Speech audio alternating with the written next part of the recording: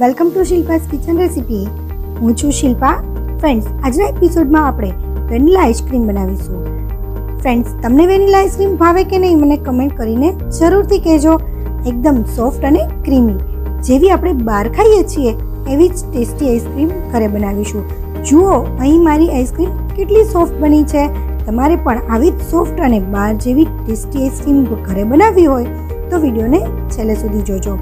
તો ફ્રેન્ડ્સ, આપણે રેસીપી જોઈએ એ પહેલાં તમને એક રિક્વેસ્ટ છે કે જો તમે મારી ચેનલને હજુ સુધી સબસ્ક્રાઈબ નથી કર્યું તો નીચે જે લાલ કલરનું સબસ્ક્રાઈબ આપેલું છે તેને પ્રેસ કરી અને બાજુમાં જે બેલ આવે તેને પણ પ્રેસ કરીને ઓલ પ્રેસ કરી લેજો, જેથી મારા નવા બધા જ વિડીયોની નોટિફિકેશન તરત મળી રહે.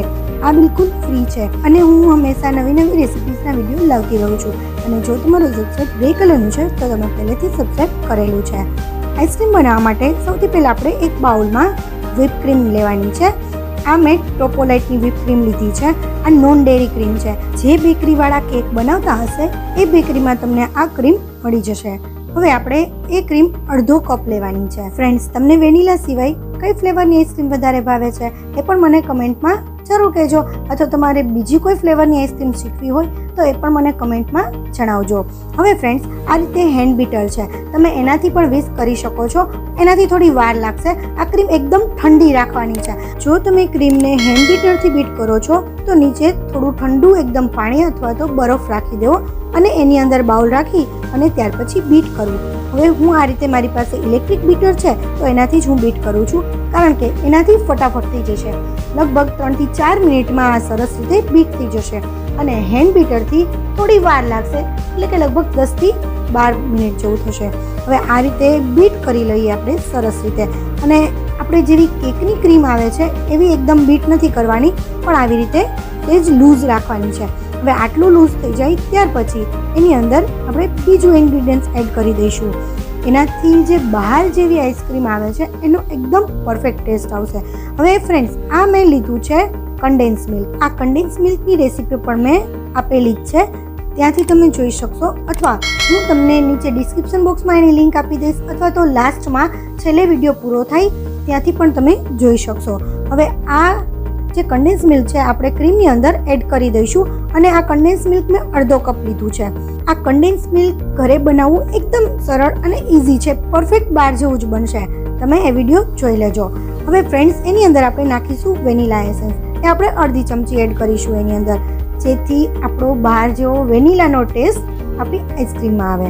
હવે એને ફરીથી બીટ કરીશું. આ રીતે હું હેન્ડ બીટરથી બીટ નથી કરતી અને ઇલેક્ટ્રિક બીટરથી બીટ કરું છું, એટલે આને સેજવાર જ મિક્સ કરીશ. લગભગ 1 મિનિટ સુધી આ રીતે મિક્સ કરી લઈશ.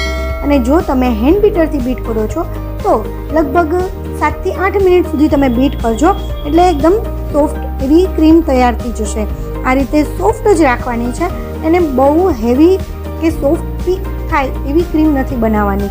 હવે આ આપણે એકદમ તૈયાર છે. ફ્રેન્ડ્સ, તમે મને ઇન્સ્ટા, એફબી કે ટેલિગ્રામ પર પણ ફોલો કરી શકો છો, જેની લિંક મેં નીચે ડિસ્ક્રિપ્શન બોક્સમાં આપેલી છે. ત્યાં ક્લિક કરજો એટલે ડાયરેક્ટ તમે ફોલો કરી શકશો. હવે ફ્રેન્ડ્સ, આ રીતે કોઈ પણ એરટાઇટ ડબ્બો લઈ લેવાનો છે. તમારી પાસે કોઈ પણ એરટાઇટ હોય એ એરટાઇટ ડબ્બામાં આપણે આપણી આઈસ્ક્રીમ નાખી દઈશું. ફ્રેન્ડ્સ, ખાસ ધ્યાન રાખવાનું છે કે એ ડબ્બો એરટાઇટ હોવો જોઈએ, જેથી તમારી જે આઈસ્ક્રીમ છે એમાં આઈસ ક્રિસ્ટલ જરાય નહીં થાય. હવે આપણે આ રીતે ટેપ કરી લઈએ એટલે એકદમ સરસ રીતે લેયર પથરાઈ જાય. હવે મારી પાસે આ રીતે પ્લાસ્ટિકનો રોલ છે, તો એનાથી એરટાઇટ સરસ થઈ જાય છે, તો એ ઉપર હું રાખી દઈશ. તમારી પાસે આવો રોલ ના હોય તો કોઈ પણ પ્લાસ્ટિકની બેગ હોય એને તમે આ રીતે ઉપર રાખી દેશો અને ઢાંકી દેશો તો એ એરટાઇટ થઈ જશે. આપણે જે દૂધની થેલી આવે છે એને કટિંગ કરીને પણ તમે રાખી શકો છો, અને ત્યાર પછી જે તમારો ડબ્બો હોય એને પેક કરી દેવાનો, એટલે સરસ એરટાઇટ થઈ જશે. હવે આપણે આને એકદમ સરસ રીતે પરફેક્ટ પાથરી દઈએ અને એનું ઢાંકણું ઢાંકી દઈએ. ફ્રેન્ડ્સ, આ એકદમ એરટાઇટ બની ગયું છે.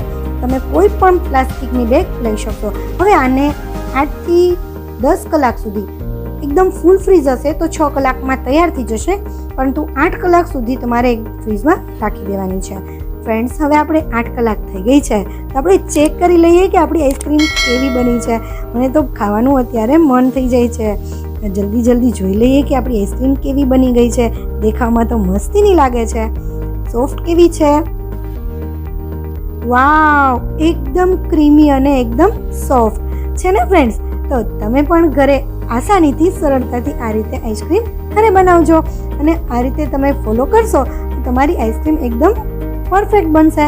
તો ફ્રેન્ડ્સ, તમને મારી રેસીપી કેવી લાગી એ મને કમેન્ટ કરીને જરૂર કહેજો. ફ્રેન્ડ્સ, આમ તો જો કે મારી રેસીપી તમે અહીંયા સુધી જોઈ છે તો તમને જરૂર ગમી હશે તો એક લાઈક આપી દેજો અને જો સબસ્ક્રાઈબ ના કર્યું હોય તો આવી જ નવી વાનગીઓ જોવા માટે ચેનલને સબસ્ક્રાઈબ પણ કરી લેજો. Thank you for watching. Next recipe સાથે આપણે ફરીથી મળીશું.